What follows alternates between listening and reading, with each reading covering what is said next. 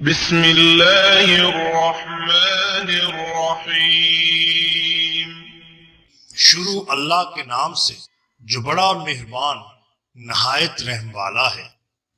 The bottom line کے ناظرین کرام السلام علیکم۔ محترم ناظرین، ہم آپ کے سامنے ایک عجیب و غریب ایمان فروز قصہ جو کہ حضرت یوسف علیہ السلام اور زلیخا کی 3 ناممکن شرائط کے بارے میں ہے پیش کر رہے ہیں۔ محترم ناظرین، نزہۃ المجالس باب الامانت جلد نمبر 2 صفحہ نمبر 3 پر حضرت یوسف علیہ السلام کا ایک قصہ بیان کیا گیا ہے۔ حضرت یوسف علیہ السلام رہائی کے بعد مصر کے بادشاہ بن گئے اور سارا مصر آپ کے زیر اختیار آ گیا۔ زلیخا کے خامند عزیز مصر کا انتقال ہو گیا اور زلیخا مایوس اور پریشان خاطر ہو کر اپنے اقتدار کے دور کے کچھ زرد جواہرات ساتھ لے کر ایک جنگل میں چلی گئی اور جنگل ہی میں ایک کٹیا بنا لی جس میں رہنے لگی۔ اب اس کا وہ حسن و جمال اور عالم شباب بھی باقی نہ رہا۔ یوسف علیہ السلام کے عروج و اقتدار کے تو ڈنکے بجنے لگے اور زلیخا گوشہ گمنامی میں جا پڑی۔ حضرت یوسف علیہ السلام ایک دن اپنے لشکر سمیت بڑی شان و شوکت اور نور شاہانہ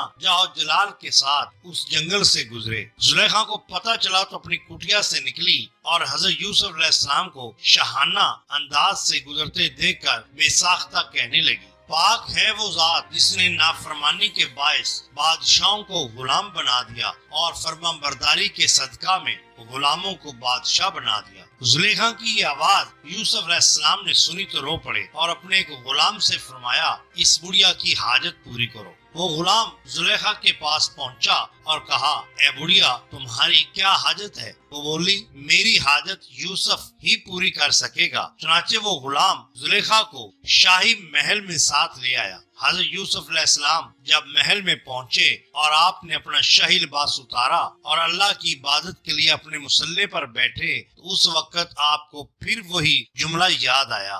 آپ رونے لگے اور پھر غلام کو بلا کر پوچھا کہ اس بڑھیا کی حاجت پوری کی یا نہیں۔ اس نے عرض کیا، حضور وہ بڑھیا یہیں آ گئی ہے اور کہتی ہے کہ میری حاجت تو یوسف خود پوری کریں گے۔ آپ نے فرمایا، اچھا اسے یہاں لے آؤ۔ چنانچہ زلیخا خدمت میں حاضر کی گئی اور اس نے حاضر ہوتے ہی سلام عرض کیا۔ حضرت یوسف علیہ السلام نے سر جھکاتے ہوئے ہی سلام کا جواب دیا اور پھر فرمایا، اے عورت تمہاری جو حاجت ہو بیان کر۔ وہ بولی، حضور کیا آپ مجھے بھول گئے؟ فرمایا، کون ہو تم؟ کہنے لگی، اے یوسف میں زلیخا ہوں۔ حضرت یوسف علیہ السلام یہ سن کر رونے لگے اور پکار اٹھے، اللہ کے سوا کوئی معبود نہیں، وہی ہے جو انسان کو زندگی اور موت دیتا ہے۔ پھر آپ نے زلیخا سے پوچھا کہ تمہارا وہ عالم شباب اور حسن و جمال اور مال کہاں گیا؟ زلیخا نے جواب دیا، وہ لے گیا جس نے آپ کو جیل سے نکالا اور مصر کی حکومت آپ کو عطا فرمائی۔ یوسف علیہ السلام نے فرمایا، اچھا تو بتاؤ اب تمہاری کیا حاجت ہے؟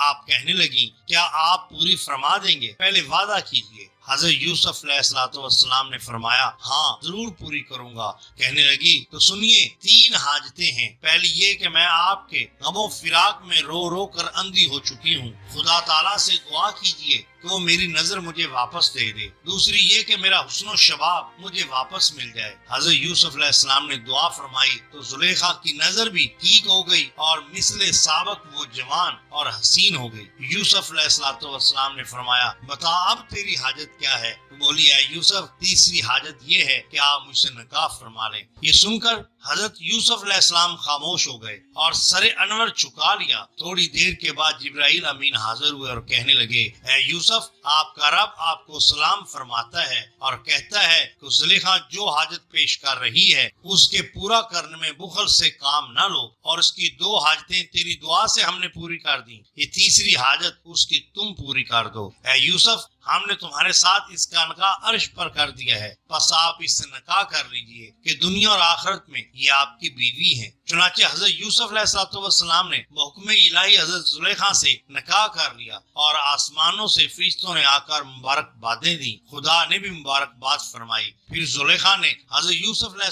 السلام سے یہ بات بھی ظاہر کر دی کہ عزیز مصر عورت کے ناقابل تھا اور اللہ نے مجھے آپ کے لیے محفوظ و مامون رکھا۔ چنانچہ حضرت زلیخا کے ہاں پھر حضرت یوسف علیہ السلام کے 2 صاحبزادے پیدا ہوئے، ایک کا نام افراہیم اور دوسرے کا پہنتا تھا اور دونوں ہی حسن و جمال کے پیکر تھے۔ محترم ناظرین، معلوم ہوا کہ زلیخا کو اللہ کے پیغمبر سے سچی محبت تھی اور وہ آپ کے ہجر و فراق میں بوڑھی اور نابینا ہو گئی تھی۔ اللہ کے پیغمبر کے ساتھ اس سچی محبت کی بدولت وہ جوانی اور بینائی جو جا کر کبھی واپس نہیں آتی، اللہ تعالیٰ نے واپس کر دی اور اثر نو شباب و نور سے مشرف فرما دیا، اور وہ حضرت یوسف علیہ السلام کے نکاح میں آ کر پیغمبر کی بیوی بن گئی۔ یہ بھی معلوم ہوا کہ جن سچے مسلمانوں کو حضور اقدس صلی اللہ علیہ وآلہ وسلم سے محبت ہوتی ہے، ان کے چہروں پر نور برستا نظر آتا ہے، اور ان کی شان یہ ہوتی ہے کہ جب انہیں دیکھا تو خدا یاد آ جاتا ہے، اور وہ لوگ حضور کا نام سن کر چوم کر آنکھوں سے لگا لیتے ہیں۔ اور اس کے برعکس جنہیں حضور سے محبت نہیں ہوتی، ان کے دل بھی سیاہ اور چہرے بھی بے نور، اور حضور کے فضائل دیکھنے میں